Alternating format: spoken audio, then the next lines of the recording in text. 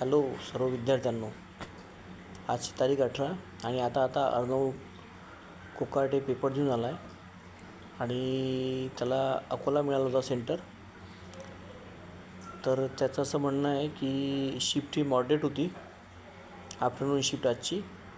आणि त्याचा जो फिजिक्सचा आहे तो जवळपास त्याचं म्हणणं आहे का 25 क्वेश्चन मी करेक्ट सॉल्व केले आहेत. केमिस्ट्रीमध्ये त्याचं म्हणणं आहे 30 क्वेश्चन करेक्ट सॉल्व केले आहेत, बाकीचे सॉल्व केले आहेत.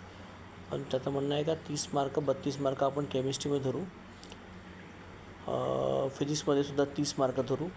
आणि मॅथ्सचं त्याचं असं म्हणणं आहे की क्वेश्चन्स फार लेंदी होते, पण तरी त्याचे 30 क्वेश्चन्सचे ॲन्सर आले जे ऑप्शनमध्ये होते आणि बाकीचे क्वेश्चन एलिमिनेशन मेथड वगैरे लावून करेक्ट सॉल्व केले. तर त्याचं म्हणणं आहे मॅथ्समध्ये 35 क्वेश्चन्स माझे करेक्ट असेल, म्हणजे 70 मार्क्स. फिजिक्स 30, केमिस्ट्री 30 आणि मॅथ्स 70. असं ओव्हरऑल त्याचं म्हणणं आहे 130 मार्क्सपर्यंत त्याला येऊ शकतात. जर अर्णवला 130 मार्क्स आले तर त्याचा स्कोअर नियर अबाउट 98.3 to 98.6 मध्ये राहील असं मला वाटते. बघूया आता रिझल्ट आल्यावर त्याला किती 98.2 राहते का 98.6 राहते.